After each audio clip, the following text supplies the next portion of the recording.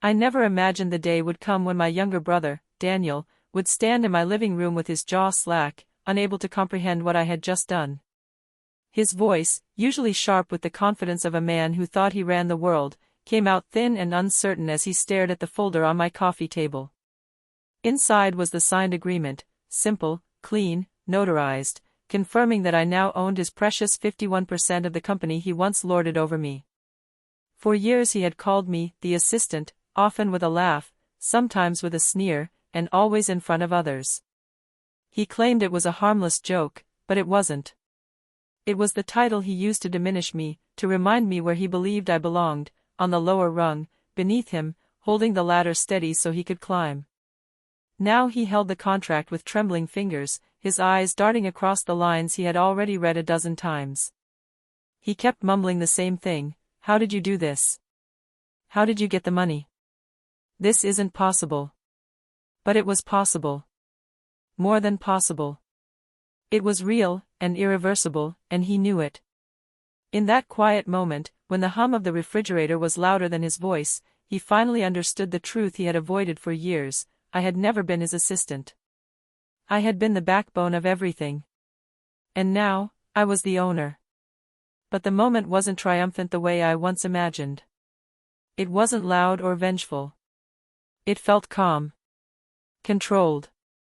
Like justice served cold on a plate I had set myself. As he sank onto my sofa, still stunned, I felt the weight of the journey behind me, years of biting my tongue, taking notes, doing the real work, holding the business together while he played the charismatic face of it all. Years of family dinners where he introduced me as his helper. Years of being dismissed as the older sister who never aimed high. Yet here he was, with everything he thought belonged to him now in my hands. He finally looked up at me, and I noticed something I hadn't seen in him since he was a child: fear. But also, something else. Recognition. As if he were seeing me clearly for the first time. And before he could ask another question, I told him, softly and evenly, that this wasn't revenge. It was accountability. He had built a castle on the assumption that I would never challenge him. He forgot that I was the one who taught him how to build in the first place. The contract lay between us like a quiet verdict. And though he didn't know it yet, this story, my story, didn't begin with the $1 million buyout. It began long before, on the day he first called me the assistant, believing that title would always keep me beneath him. He was wrong. And this is how I proved it. Before he would finally understand how I managed the buyout, I had to tell the story from the beginning, back when I still thought my brother valued me. My name is Margaret Hale, though most people call me Maggie, a name that fits the steadiness I've carried through my 62 years on this earth. I've lived long enough to have learned what patience can build, and what silence can destroy. I wasn't born wealthy, nor exceptionally gifted, nor with a burning desire to outshine anyone. What I did have, from my earliest memory, was a capacity to work steadily and a mind that organized chaos like second nature. Some people call that talent. I called it survival. At 62, I had already retired once. I'd spent 35 years as a school administrator, guiding young teachers through their first years and elderly ones through their last. I managed budgets, negotiated conflicts, and held together a system that often felt like a ship stitched with fragile thread. When I left that world, I expected a quiet life, morning coffees, slow walks, gardening, maybe even traveling if my savings allowed. Instead, retirement dropped me into a situation that stirred up old family fractures and forced me back into a role I thought I had abandoned decades ago. Growing up, my brother Daniel and I were 8 years apart. I was the built-in babysitter, tutor, referee, and, eventually, surrogate parent when our mother passed early. I don't resent that role, in fact, it shaped me. But it also shaped him. He learned that I would always clean up after him, always support him, always take the quieter seat in the room so he could shine. Those early dynamics don't fade when childhood ends. They transform, usually into something more complicated, more concealed, more toxic when left unchecked. By the time Daniel entered his 40s, he had become a charismatic entrepreneur with a small but promising logistics company. He was good at talking. I was good at doing. He needed structure, someone to handle operations, someone who understood organization, documentation, and long-term strategy. And so, almost without thinking, I found myself stepping into that space, first as a consultant, then as a part-time helper, and eventually as the de facto operations manager. He insisted on paying me, of course, but the title he gave me, half-jokingly, was the assistant. For years, I brushed it off. I told myself it didn't matter. I told myself it was easier to let him have his ego than to challenge him. I told myself titles were just words. But words, when used often enough, become the walls people see you through. I didn't realize how deeply those walls had formed until the day he introduced me to a new investor, not as his partner, not as his operations lead, not even as his sister, but as my lifelong assistant.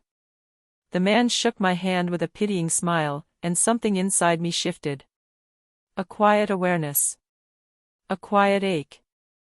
A quiet starting place. But at that time, I didn't yet know how far the disrespect went. I didn't know that beneath the jokes, beneath the charm, beneath the title he pinned on me, there was something far worse waiting to surface. I would discover it inside my own family, at the dinner table where our dynamic finally cracked open. Our family gatherings had always been small, just me, Daniel, and a handful of relatives scattered across the city. When our mother passed, I took on the role of host, caretaker, and the emotional glue holding everything together. I cooked. I cleaned. I prepared. And though Daniel appreciated it in his early years, something began shifting once he started growing his business. He became the success story, the golden child, the one relatives bragged about. I became the reliable older sister who helps him run things, the woman who always seemed to be in the background of his spotlight. That shift didn't hurt at first. It simply unsettled something inside me, something I didn't yet know would become fuel. One evening, around the long oval table in my dining room, my nephew asked Daniel how he managed such a complicated company. Daniel, with a glass of wine in hand and an audience he adored, grinned and said, "Oh, I don't have to. I just have Maggie, my assistant. She keeps everything straight." The table laughed. I smiled politely. But inside, something small and painful clenched tight. Later that night, as I washed dishes alone, my aunt lingered beside me and asked gently, "Why does he call you that? Doesn't he know what you really do for him?" Her voice wasn't judgmental, just curious, maybe even concerned. I shrugged, letting the warm water rinse the plates between my hands. "That's just Daniel," I said. "He means well." But even then, I didn't believe my own words. Because behind my aunt's question lingered another: why did I let him? The truth was complicated. Family roles harden over time. Once you're cast as the caregiver, the helper, the supporter, people don't easily imagine you as anything else. And maybe, deep down, I had grown comfortable in that role too, until he began using it to justify decisions about the company that affected me far more than he let on. It was during that same dinner that Daniel casually mentioned he was increasing salaries across the executive team. Everyone congratulated him. But I received no raise. No mention. No acknowledgement of my contribution. He didn't even look my way. It stung more than I expected. When the guests left, I asked him gently about it. A simple question. A simple moment. But he shrugged and said, "Maggie, assistants don't get executive raises. You already get more than enough for what you do." That sentence split something open inside me. Not because of the money, but because of the dismissal. Assistant. Not sister. Not partner. Not the person who had saved his failing contracts 3 times that year, negotiated vendor relationships, streamlined the shipping software, and salvaged the company's reputation after a disastrous PR incident. Just assistant. It was the first time I truly saw how he viewed me. And once you see something clearly, you cannot unsee it. But soon, I would uncover the betrayal that made titles seem trivial in comparison, because Daniel wasn't just minimizing me. He was hiding something from me. The betrayal came quietly, buried in numbers he assumed I wouldn't question. It started with a discrepancy I noticed on the quarterly financial report. A missing figure. A line that didn't match the contract we drafted months earlier. At first, I convinced myself it was a clerical error. But when I opened the previous quarter's files, the inconsistency appeared again. I asked Daniel about it casually. He waved it off. Just accounting adjustments, he said. Don't worry about it. But I did worry. Something in his tone felt wrong, dismissive, yes, but also defensive in a way I'd never heard before.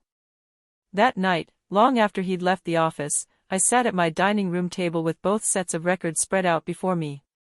Ledger by ledger, contract by contract, I traced numbers that refused to align. And then I found it, an entire revenue stream redirected into a private account under Daniel's name. Funds that should have gone into the business. Funds that technically belonged to both of us. My heart thudded in my chest. Not from shock, but from a deep grief. It wasn't the money that hurt. It was the realization that Daniel didn't just belittle me publicly, he stole from me privately. The next day, I asked him again. This time directly. This time without apologetic softness. Daniel, why are you transferring company funds into an account I'm not authorized to access? His reaction was immediate, sharp, irritated, accusatory. Don't start this, Maggie. You're the assistant. You don't need access to everything. Let me handle the complicated stuff. Assistant. Again. Weaponized now. I stood silently, waiting. He shifted, growing agitated. You wouldn't understand the financial side, he snapped. I keep things separate because it's easier. Stop overthinking it. But his eyes flickered in a way that told me he knew exactly what I'd found. When he slammed his office door behind him, I remained still, not angry, not emotional, just clear. Crystal clear. If he was willing to hide money from me, the woman who kept his entire business running, what else was he hiding? What else had he already taken? It was no longer about disrespect. It was about deception. And deception has consequences. But I didn't confront him, not yet. First, I needed proof. Documentation. A trail he couldn't wiggle out of. And so the investigation began. I approached the investigation as calmly as I had navigated every crisis in my administrative career, systematically, quietly, thoroughly. The key wasn't speed. It was precision. Daniel relied on my predictability, on the assumption that I would never challenge him. That predictability became my shield. For weeks, I arrived early and stayed late, combing through digital files he had forgotten I had access to. Every contract, every invoice, every vendor agreement. I compared signatures, dates, transfer logs. I created folders, neat, organized, labeled, until the truth sat before me in stacks that formed an undeniable pattern. He wasn't just skimming money. He had rerouted nearly a quarter of our profits into a separate account across 2 years. Quietly, consistently, strategically. I kept everything on a password-protected drive at home, printed duplicates, and stored the physical copies in a safe deposit box.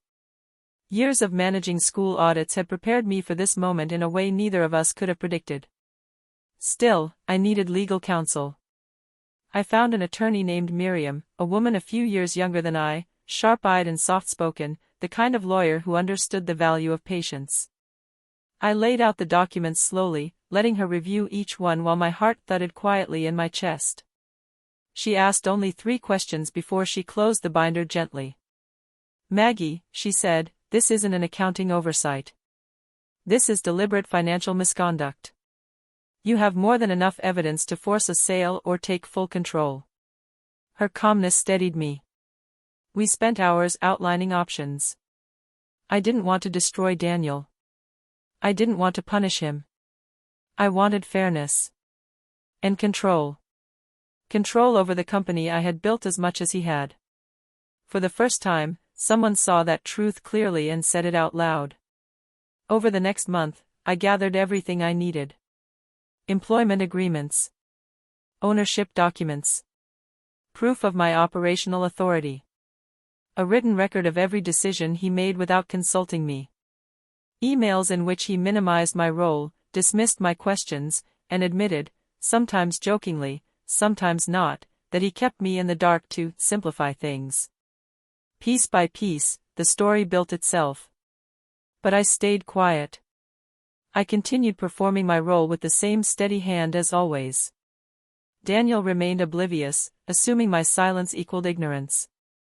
Meanwhile, I was preparing the one thing he never expected from me, a strategic countermove crafted with precision and patience. When the moment arrived to act, it wouldn't be dramatic. It would be devastatingly calm. The turning point would come with a single choice, one that changed everything. The turning point arrived on a Thursday afternoon, during a meeting where Daniel introduced a new operations manager, a young man with a bright smile and a flimsy resume. No warning. No discussion. No courtesy. Daniel announced it as though it were the most natural thing in the world. Maggie will help transition him into the role, he said. She's great with training. Training. He wanted me to train a man half my age to replace me in a job I built from the ground up. I felt an odd stillness inside me, as though something had settled rather than snapped. I nodded politely, excused myself after the meeting, and walked outside. The air was crisp. The sun warm. And in that moment, standing alone in the parking lot, I understood that Daniel would never stop taking from me, not because he needed to, but because he believed he could. That belief ended that day. I drove straight to Miriam's office with a calmness that almost frightened me. She looked up as I entered. "Are you ready?" she asked. I nodded. We drafted the formal notice to initiate a forced valuation of the company due to misconduct. We prepared the evidence portfolio. We outlined the buyout terms based on ownership percentages, profit history, and legal consequences should he refuse. But I added something unexpected. "I want to make him an offer," I said. Miriam raised an eyebrow. "You want to buy him out?" "Yes." She considered this for a long moment. Then she smiled, not a triumphant smile, but one of understanding.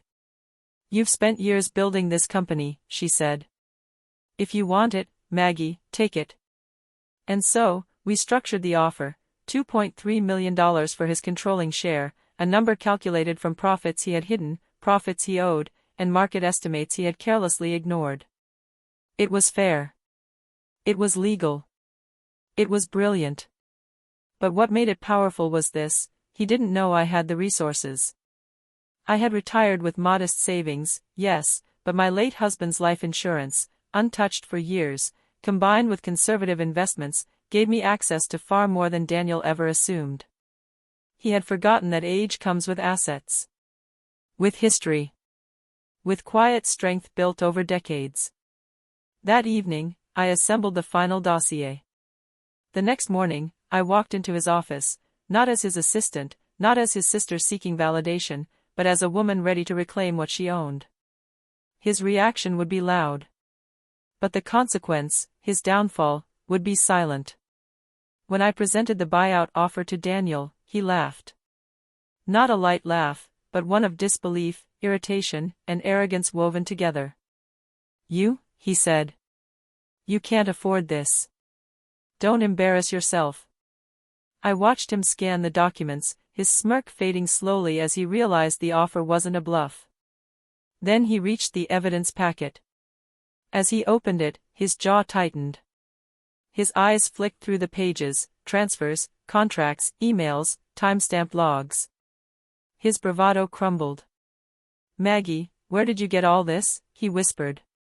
"The same place I got the time, the patience, and the intelligence to build this company while you took the credit," I replied quietly. He sank into his chair, pushing a hand through his hair. He wasn't angry now. He was scared. Not of losing the company, though that mattered deeply to him, but of being exposed. Misconduct was a heavy word.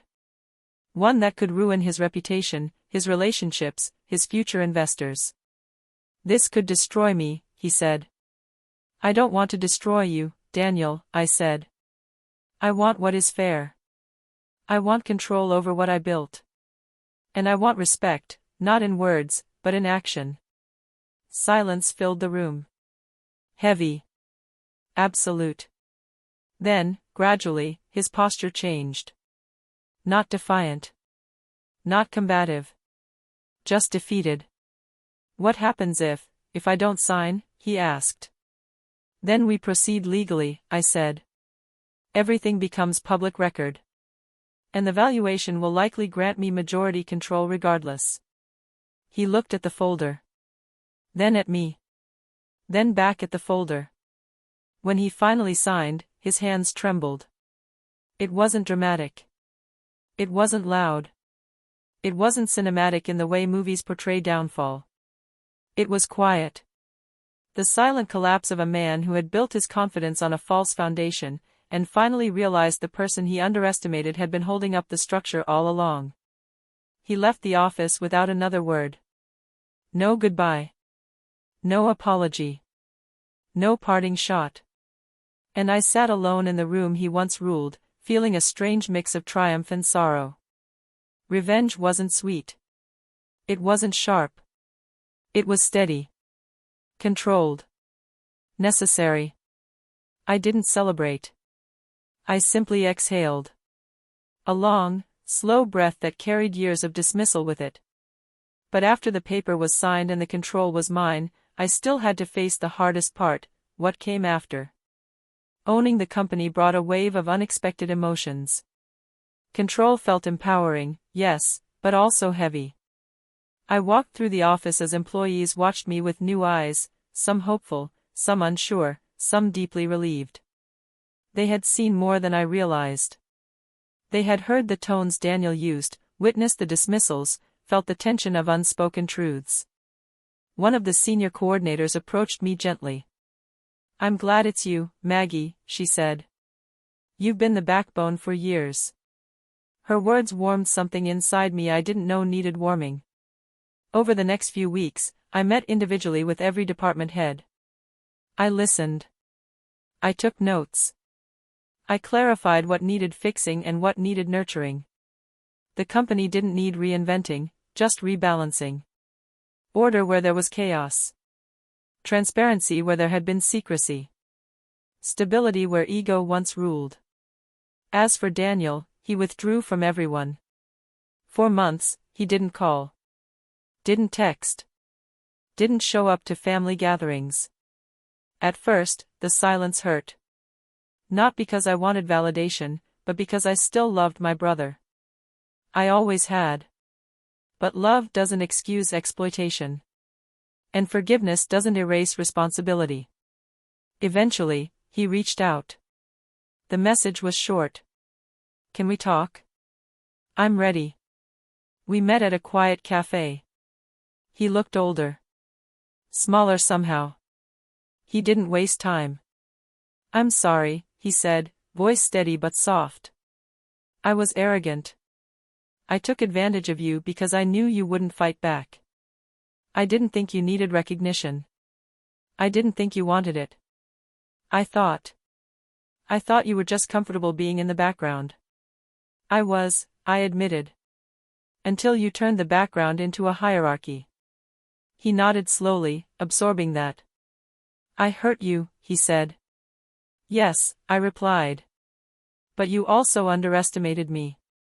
That was the real mistake." We talked for nearly 2 hours. Not about the company. Not about the money. About us. Our childhood roles. Our mother. The expectations we carried into adulthood without noticing. It wasn't forgiveness yet. But it was the start of understanding. And understanding is the seed forgiveness grows from. When we parted ways that afternoon, I felt lighter, not because he apologized, but because I finally reclaimed my place in my own life. And with that came the lesson I now carry, the moral that shaped everything that followed. Now, when I look back on the journey, the dismissal, the betrayal, the investigation, the buyout, I don't feel bitterness. I feel clarity. Age gives you that. experience shapes it. But dignity cements it. The moral isn't about revenge. It isn't even about justice in the traditional sense. It's about this simple truth. People treat you at the level you require, not the level you deserve. If you accept less, they will give you less. If you stand tall, they will eventually look up. For decades, I let Daniel set the terms of our dynamic. Not because I lacked power, but because I failed to use it. The day I decided to claim my worth, even quietly, even methodically, was the day the story changed. And for those who listen to this story, perhaps sitting alone at night or driving home after a long day, I hope you take this with you. It is never too late to reclaim the narrative of your own life. Never too late to break the roles others wrote for you. Never too late to rise, not with anger, not with vengeance, but with calm, deliberate self-respect. My brother called me the assistant for years. But titles only stick if you let them. I didn't just buy his 51% of the company. I bought back my dignity, my authority, and the truth of who I had always been. And that, quiet, steady, earned, is worth far more than $2.3 million.